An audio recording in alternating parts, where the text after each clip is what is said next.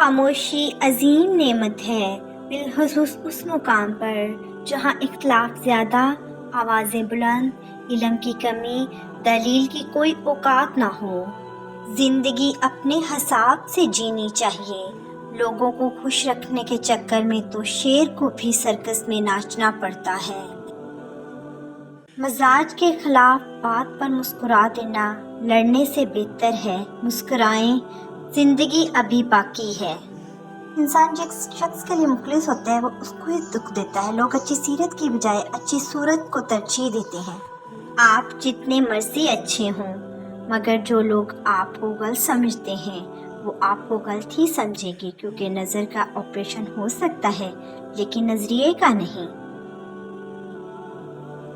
زندگی میں ہمیشہ اہمیت اسی کو دیں جو تمہاری قیمت سمجھتا ہو۔ لوگ خاموش ہوتے ہیں، اندھے نہیں، لہٰذا بیوقوف بنانے سے پرہیز کریں۔ غم انسان میں نکھار پیدا کرتا ہے اور اللہ سے تعلق مضبوط کرتا ہے۔ غم اگر برا ہوتا تو اللہ تعالیٰ کبھی اپنے پیغمبروں کو عطا نہ کرتے۔ آنے والی نسل کو اور کچھ نہ دے سکیں تو کم از کم محبتیں بانٹنا ضرور سکھائیں۔ احساس کرنا سکھائیں، انہیں چیزوں کی نہیں بلکہ رشتوں کی ویلیو سمجھائیں۔ تکلیف دینے کے بعد جتائی گئی محبت اور نظر انداز کرنے کے بعد دی گئی اہمیت کوئی معنی نہیں رکھتی۔ خود سے محبت کریں، خود کی پرواہ کریں، اپنے لیے سوچیں، اپنی ذات کے لیے فیصلے کرنے سیکھیں۔ کیا خود سے محبت کرنے کے لیے اتنا کافی نہیں کہ آپ اللہ سے محبت کرتے ہیں؟ رشتہ ہمیشہ وہی کامیاب ہوتا ہے جو دل سے جوڑا جائے، فرصت یا ضرورت سے نہیں۔ جیسے ہوائیں موسموں کا رخ بدلتی ہیں، ویسے ہی دعائیں مصیبتوں کا رخ بدلتی ہیں۔ اللہ ہمیں دعا دینے والا اور دعائیں لینے والا بنائے، آمین۔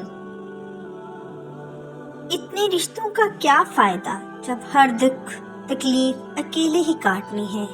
لہٰذا خود کو مضبوط کر لیں تاکہ اپنا غم خود اٹھا سکیں۔ یہ دنیا جھوٹوں کی ہے، یہاں کامیابی صرف اسی ملتی ہے جو چالاکیاں اور مکاریاں کرتا ہے۔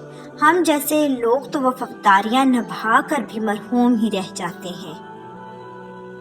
زندگی میں کچھ راستے صبر کے ہوتے ہیں اور کچھ راستے سبق کے۔ پیسے اور وقت کے درمیان سب سے بڑا فرق آپ ہمیشہ جانتے ہیں کہ آپ کے پاس کتنا پیسہ ہے، لیکن آپ کبھی نہیں جانتے کہ آپ کے پاس کتنا وقت ہے۔ نعمتیں آزمائش ہوتی ہیں، نہ ان کا ملنا آپ کی اچھائی کی دلیل ہے اور نہ ان کا چھن جانا آپ کا گناہگار ہونا ظاہر کرتا ہے۔ یہ تو صبر ہے اور شکر کے امتحان ہیں بس۔